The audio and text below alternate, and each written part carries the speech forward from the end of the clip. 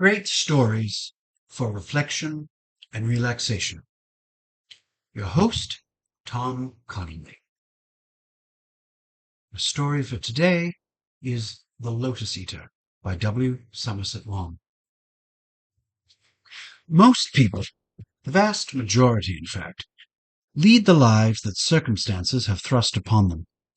And though some repine, looking upon themselves as round pegs in square holes, and think that if things had been different they might have made a much better showing, the greater part accept their lot, if not with serenity, at all events with resignation. They are like tramcars, travelling forever on the self-same rails. They go backwards and forwards, inevitably, till they can go no longer, and then a soul is scrap iron. It is not often that you find a man who has boldly taken the course of his life into his own hands. When you do, it is worth while having a good look at him. That was why I was curious to meet Thomas Wilson. It was an interesting and bold thing he had done. Of course, the end was not yet, and until the experiment was concluded, it was impossible to call it successful. But from what I had heard, it seemed he must be an odd sort of fellow, and I thought I should like to know him. I had been told he was reserved, but I had a notion that with patience and tact I could persuade him to confide in me. I wanted to hear the facts from his own lips. People exaggerate. They love to romanticize, and I was quite prepared to discover that his story was not nearly so singular as I had been led to believe. This impression was confirmed when at last I made his acquaintance. It was on the piazza in Capri, where I was spending the month of August at a friend's villa, and a little before sunset, when most of the inhabitants, native and foreign, gather together to chat with their friends in the cool of the evening. There is a terrace that overlooks the Bay of Naples, and when the sun sinks slowly into the sea, the island of Ischia is silhouetted against a blaze of splendor. It is one of the most lovely sights in the world. I was standing there with my friend and host, watching it, when suddenly he said, "Look, there's Wilson." "Where?" "The man sitting on the parapet, with his back to us. He's got a blue shirt on." I saw an undistinguished back and a small head of grey hair, short and rather thin. "I wish he'd turn round," I said. "He will presently." "Ask him to come and have a drink with us at Morgana's." "All right." The instant of overwhelming beauty had passed, and the sun, like the top of an orange, was dipping into a wine-red sea. We turned round, and leaning our backs against the parapet, looked at the people who were sauntering to and fro. They were all talking their heads off, and the cheerful noise was exhilarating. Then the church bell, rather cracked, but with a fine resonant note, began to ring. The piazza at Capri, with its clock tower over the footpath that leads up from the harbour with the church up a flight of steps, is a perfect setting for an opera by Donizetti, and he felt the voluble crowd might at any moment break out into a rattling chorus. It was charming and unreal. I was so intent on the scene that I had not noticed Wilson get off the parapet and come towards us. As he passed us, my friend stopped him. "Hello, Wilson. I haven't seen you bathing the last few days." "I've been bathing on the other side for a change." My friend then introduced me. Wilson shook hands with me politely, but with indifference. A great many strangers come to Capri for a few days or a few weeks, and I had no doubt he was constantly meeting people who came and went. And then my friend asked him to come along and have a drink with us. "I was just going back to have supper," he said. "Can't it wait?" I asked. "I suppose it can." He smiled. Though his teeth were not very good, his smile was attractive. It was gentle and kindly. He was dressed in a blue cotton shirt and a pair of grey trousers, much creased and none too clean, of a thin canvas, and on his feet he wore a pair of very old espadrilles. The get-up was picturesque and very suitable to the place and the weather, but it did not go at all with his face. It was lined, a long face, deeply sunburned, thin-lipped, with small grey eyes, rather close together, and tight, neat features. The grey hair was carefully brushed. It was not a plain face. Indeed, in his youth, Wilson might have been good-looking, but a prim one. He wore the blue shirt open at the neck and the grey canvas trousers, not as though they belonged to him, but as though, shipwrecked in his pyjamas, he'd been fitted out with odd garments by compassionate strangers. Notwithstanding this careless attire, he looked like the manager of a branch office in an insurance company, who should by rights be wearing a black coat with pepper and salt trousers, a white collar, and an unobjectionable tie. I could very well see myself going to him to claim the insurance money when I'd lost a watch, and being rather disconcerted while I answered the questions he put to me by his obvious impression, for all his politeness, that people who made such claims were either fools or knaves. Moving off, we strolled across the piazza and down the street till we came to Morgano's. We sat in the garden. Around us people were talking in Russian, German, Italian, and English. We ordered drinks. Donna Lucia, the host's wife, waddled up, and in her low, sweet voice passed the time of day with us. Though middle-aged now and portly, she still had traces of the wonderful beauty that 30 years before had driven artists to paint so many bad portraits of her. Her eyes, large and liquid, were the eyes of Hera, and her smile was affectionate and gracious. We three gossiped for a while, for there is always a scandal of one sort or another in Capri to make the topic of conversation, but nothing was said of a particular interest, and in a little while Wilson got up and left us. Soon afterwards we strolled up to my friend's villa to dine. On the way he asked me what I had thought of Wilson. "Nothing," I said. "I don't believe there's a word of truth in your story." "Why not?" "He isn't the sort of man to do that sort of thing." "How does anyone know what anyone's capable of?" "I should put him down as an absolutely normal man of business, who's retired on a comfortable income from gilt-edged securities. I think your story is just the ordinary Capri tittle-tattle." "Have it your own way," said my friend. We were in the habit of bathing at a beach called the Baths of Tiberias.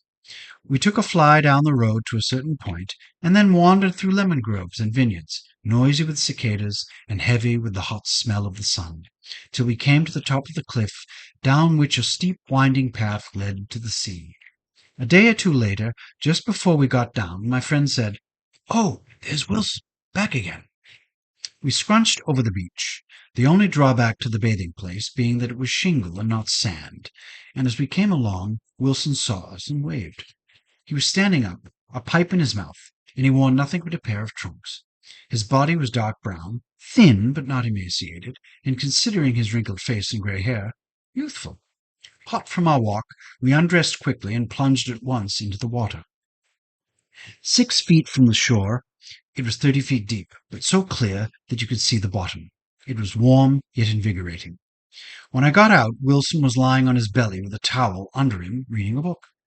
I lit a cigarette and went and sat down beside him. "Had a nice swim?" he asked. He put his pipe beside his book and marked the place. In closing it, put it down on the pebbles beside him. He was evidently willing to talk. "Lovely," I said. "It's the best bathing in the world.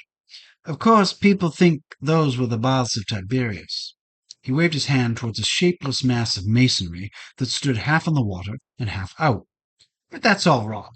It was just one of his villas, you know." I did, but it is just as well to let people tell you things when they want to. It disposes them kindly towards you if you suffer them to impart information. Wilson gave a chuckle. "Funny old fellow, Tiberius. Pity they're saying now there's not a word of truth in all those stories about him."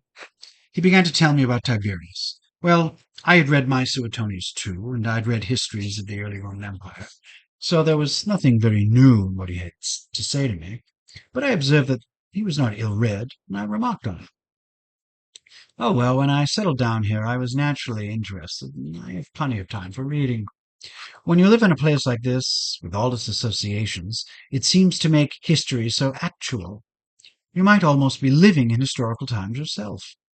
I should remark that this was in 1913. The world was an easy, comfortable place, and no one could have imagined that anything might happen seriously to disturb the serenity of existence. "How long have you been here?" I asked. 15 years. He gave the blue and placid sea a glance, and a strangely tender smile hovered on his thin lips. "I fell in love with the place at first sight. You've heard, I dare say, of the mythical German who came here on the Naples boat and came just for lunch. but took a look at the Blue Grotto and stayed 40 years.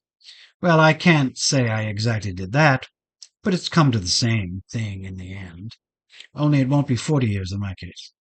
25. Still, that's better than a poke in the eye with a sharp stick.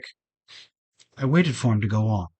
For what he had just said, it looked indeed as though there might be something after all in the singular story I had heard. But at that moment my friend came dripping out of the water, very proud of himself because he'd swum a mile, and the conversation turned to other things. After that I met Wilson several times, either in the piazza or on the beach. He was amiable and polite. He was always pleased to have a talk, and I found out that he not only knew every inch of the island, but also the adjacent mainland. He had read a great deal on all sorts of subjects, but his specialty was the history of Rome, and on this he was very well informed. He seemed to have little imagination, and to be of no more than average intelligence. He laughed a good deal, but with restraint, and his sense of humour was tickled by simple jokes. A commonplace man. I did not forget the odd remark he'd made during the first short chat we'd had by ourselves, but he never so much as approached the topic again. One day on our return from the beach, dismissing the cab at the piazza, my friend and I told the driver to be ready to take us up to the Anacapri at 5. We were going to climb Mount Salaro, dine at a tavern we favoured, and walk down in the moonlight. For it was full moon, and the views by night were lovely. Wilson was standing by while we gave the cabman instructions, for we had given him a lift to save him the hot, dusty walk. And more from politeness than for any reason, I asked him if he would care to join us. "It's my party," I said. "I'll come with pleasure," he answered. But when the time came to set out, my friend was not feeling well. He thought he'd stayed too long on the water, and would not face the long and tiring walk. So I went alone with Wilson. We climbed the mountain and admired the spacious view. We got back to the inn as night was falling, hot, hungry, and thirsty. We'd ordered our dinner beforehand. The food was good, for Antonio was an excellent cook, and the wine came from his own vineyard. It was so light that you could feel as though you could drink it like water, and we finished the first bottle with our macaroni. By the time we'd finished the second, we felt that there was nothing much wrong with life. We sat in a little garden under the great vine laden with grapes. The air was exquisitely soft. The night was still, and we were alone. The maid brought us bel pieds of cheese and a plate of figs. I ordered coffee and strega, which is the best liqueur they make in Italy. Wilson would not have a liqueur, but lit his pipe. "We've got plenty of time before we need start," he said. "The moon won't be over the hill for another hour." "Moon or no moon," I said briskly, "of course we've got plenty of time. That's one of the delights of Capri, that there's never any hurry." "Leisure," he said. "If only people knew. It's the most priceless thing a man can have, and they're such fools they don't even know it's something to aim at. Work. They work for work's sake. They haven't got the brains to realize that the only object of work is to obtain leisure." Wine has the effect on some people of making them indulge in general reflections. These remarks were true, but no one could have claimed that they were original. I did not say anything, but struck a match to light my cigar. "It was a full moon the first time I came to Capri," he went on reflectively. "It might be the same moon tonight." "It was, you know," I smiled. He grinned. The only light in the garden was what came from an oil lamp that hung over our heads. It had been scanty to eat by, but it was good now for confidences. "I didn't mean that. I mean, it might be yesterday. 15 years it is, and when I look back it seems like a month. I'd never been to Italy before.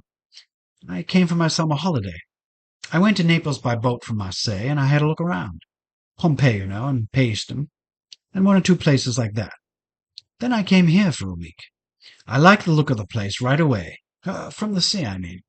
As I watched it come closer and closer, and then when I got into the little boats from the steamer and landed at the quay, with all that crowd of jabbering people who want to take your luggage and the hotel tarts, and the tumble-down houses on the marina, and the walk up to the hotel, and dining on the terrace, well, it just got me. That's the truth. I didn't know if I was standing on my head or my heels. I'd never drunk Capri wine before, but I'd heard of it.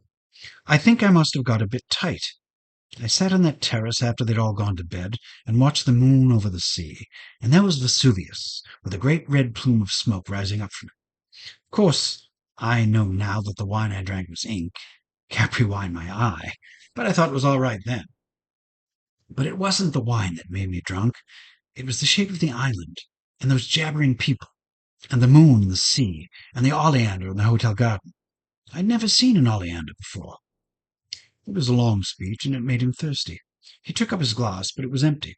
I asked him if he would have another of Strega. It's sickly stuff. Let's have a bottle of wine. That's sound, that is. Pure juice of the grape. It can't hurt any. I ordered more wine, and when it came, filled the glasses. He took a long drink, and after a sigh of pleasure, went on. Next day I found my way to the bathing place we go to. Not bad bathing, I thought. Then I wandered about the island. As luck would have it, there was a festa up at the Punta di Timberia, and I ran straight into the middle of it. An image of the Virgin and priests, acolytes swinging censers, and a whole crowd of jolly, laughing, excited people. A lot of them all dressed up. I ran across an Englishman, and asked him what was going on. Oh, it's the Feast of the Assumption, he said. At least that's what the Catholic Church says it is, but that's just their hanky-panky. It's the festival of Venus. Pagan, you know. Aphrodite rising from the sea and all that. Gave me quite a funny feeling to hear him. It seemed to take one a long way back, if you know what I mean. After that, I went down one night to have a look at the Faraglione by moonlight. If the fates had wanted me to go back to the bank, they oughtn't to have let me take that walk. You were a bank manager, were you? I've been wrong about it, but not far wrong. Yes, I was manager of the Crawford Street branch of the York and City. It was convenient for me because I lived up Hendon way, and I could get from door to door in 37 minutes. He puffed at his pipe and lit it. That was my last night, that was. I'd got to be back at the bank on Monday morning. When I looked at those two great rocks sticking out of the water, with the moon above them, and all the little lights of the fishermen in their boats catching cuttlefish, all so peaceful and beautiful, I said to myself, well, after all, why should I go back? It wasn't as if I had anyone dependent on me. My wife had died of bronchial pneumonia 4 years before, and the kid went to live with her grandmother, my wife's mother. She was an old fool, and she didn't look after the kid properly, and she got blood poisoning, and they amputated her leg. But they couldn't save her, and she died, poor little thing. How terrible, I said. Yes, I was cut up at the time, though of course not so much as if the kid had been living with me, but I dare say it was a mercy. Not much chance for a girl with only one leg. I was sorry about my wife, too. We got on very well together, though I don't know if it would have continued. She was the sort of woman who was always bothering about what other people would think. She didn't like travelling. Eastbourne was her idea of a holiday. Do you know I never crossed the Channel till after her death? But I suppose you've got other relations, haven't you? None. I was an only child. My father had a brother, but he went to Australia before he was born. I don't think anyone would easily be more alone in the world than I am. There wasn't any reason I could see why I shouldn't do exactly what I wanted. I was 34 at the time. He told me he'd been on the island for 15 years. That would make him 49, just about the age I should have given him. I'd been working since I was 17. All I had to look forward to was doing the same thing day after day till I retired on my pension. I said to myself, is it worth it? What's wrong with chucking it all up and spending the rest of my life down here? It was the most beautiful place I'd ever seen. But I'd had a business training, and I was cautious by nature. No, I said, I won't be carried away like this. I'll go tomorrow like I said I would and think it over. Perhaps when I get back to London I'll think quite differently. Damn fool, wasn't I? I lost a whole year that way. Oh, you didn't change your mind then? You bet I didn't. All the time I was working I kept thinking of the bathing here, and the vineyards, and the walks over the hills, and the moon, and the sea, and the piazza in the evening, when everyone walks about for a bit and chats after the day's work is over. There was only one thing that bothered me. I wasn't sure if I was justified in not working like everybody else did. Then I read a sort of history book by a man called Marion Crawford. There was a story about Sybaris and Crotona. There were two cities, and in Sybaris they just enjoyed life and had a good time, and in Crotona they were hardy and industrious and all that. And one day the men of Crotona came over and wiped Sybaris out. And then after a while a lot of other fellows came over from somewhere and wiped Crotona out.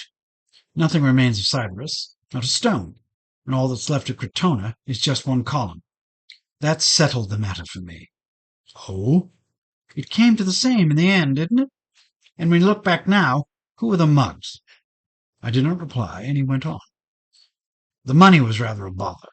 The bank didn't pension one off till after 30 years' service, but if you retired before that, they gave you a gratuity. Well, that, and what I'd got for the sale of my house, and the little I'd managed to save, I just hadn't enough to buy an annuity to last the rest of my life. It would have been silly to sacrifice everything so as to lead a pleasant life and not have sufficient income to make it pleasant. I wanted to have a little place of my own and a servant to look after me, enough to buy tobacco, decent food, books now and then, and something over for emergencies. I knew pretty well how much I needed. I found I had just enough to buy an annuity for 25 years.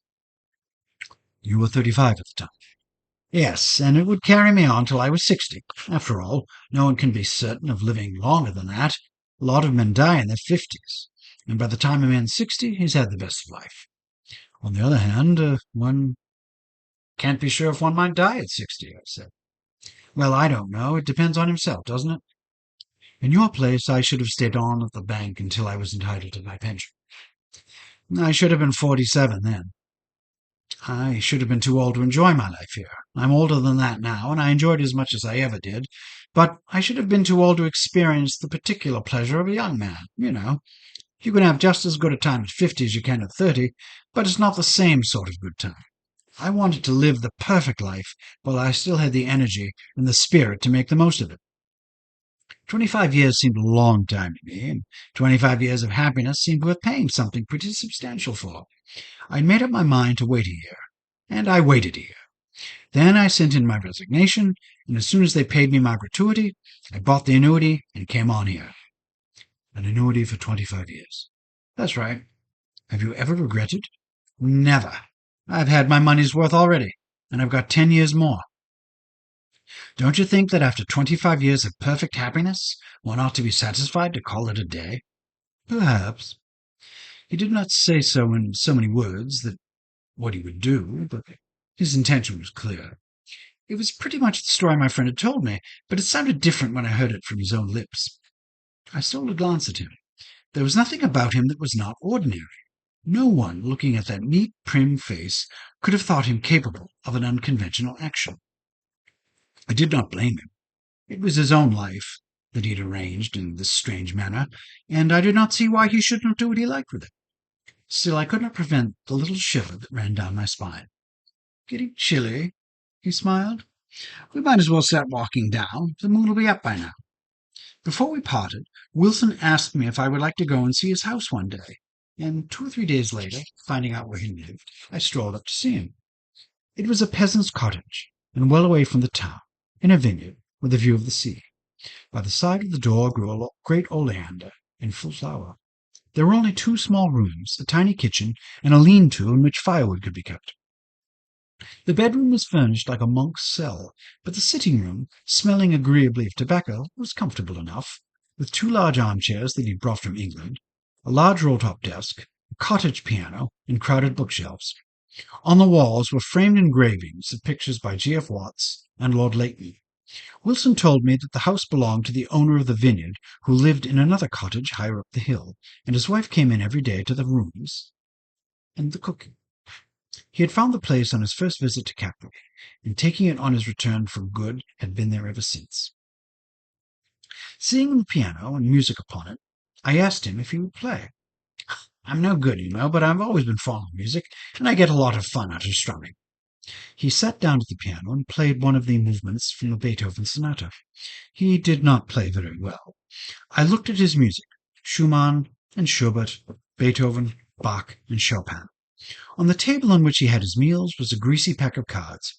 I asked him if he played Patience. A lot.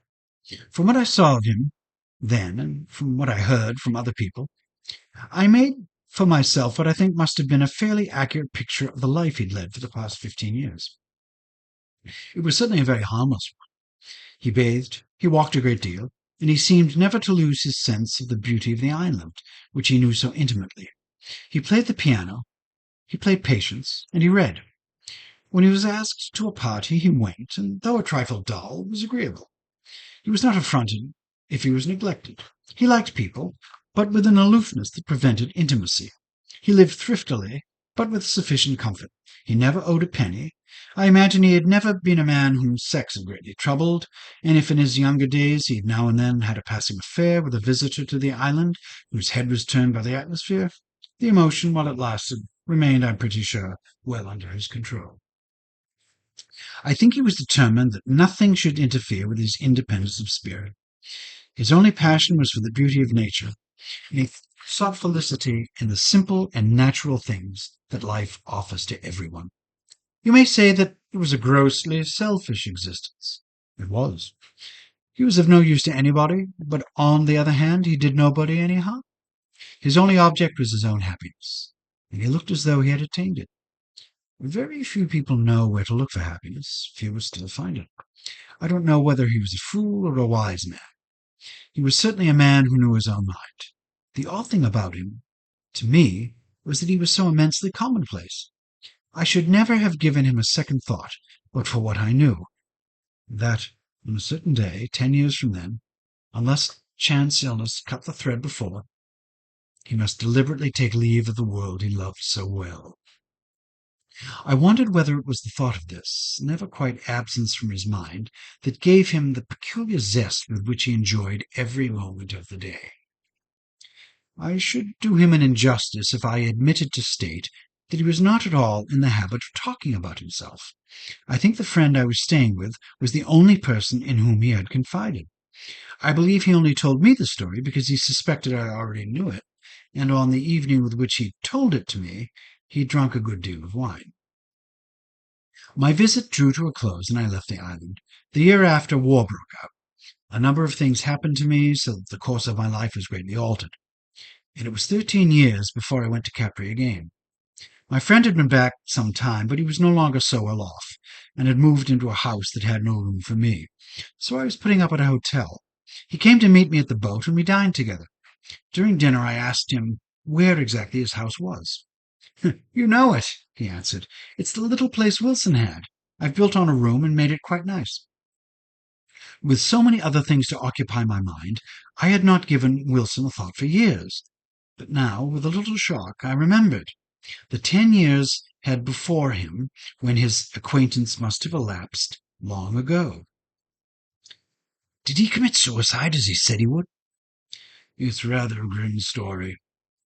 Wilson's plan was all right. There's only flaw in it. And this, I suppose, he could not have foreseen. It had never occurred to him that after 25 years of complete happiness in this quiet backwater, with nothing in the world to disturb his serenity, his character would gradually lose its strength. The will needs obstacles in order to exercise its power. When it is never thwarted, when no effort is needed to achieve one's desires, because one's placed one's desires only in things that can be attained by stretching out one's hand, the will grows impotent. If you walk on a level all the time, the muscles you need to climb a mountain will atrophy. These observations are trite, but they are what they are. When Wilson's annuity expired, he had no longer the resolution to make the end which was the price he'd agreed to pay for that long period of happy tranquillity. I do not think, as far as I could gather, both from what my friend told me and afterwards from others, that he wanted courage. It was just that he couldn't make up his mind. He put it off from day to day.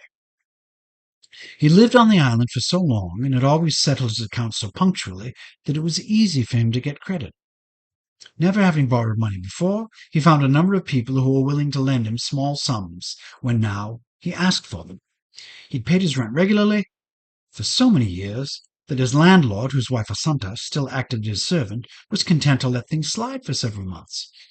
Everyone believed him when he said that a relative had died and that he was temporarily embarrassed because he was owing to legal formalities, and for some time, therefore, could not get the money that was due to him. He managed to hang on after this fashion for something over a year. Then he could get no more credit from the local tradesmen, and there was no one to lend him any more money. His landlord gave him notice to leave the house unless he paid up the arrears of the rent before a certain date. The day before this, he went into his tiny bedroom, closed the door on the window, drew the curtain, and lit a brazier of charcoal. Next morning, when Assunta came to make his breakfast, she found him insensible but still alive. The roof was draughty, and though he'd done this and that to keep out the fresh air, he had not done it very thoroughly. It almost looked as though, at the last moment, and desperate though his situation was, he'd suffered from a certain infirmity of purpose. Wilson was taken to the hospital, and though very ill for some time, he at last recovered.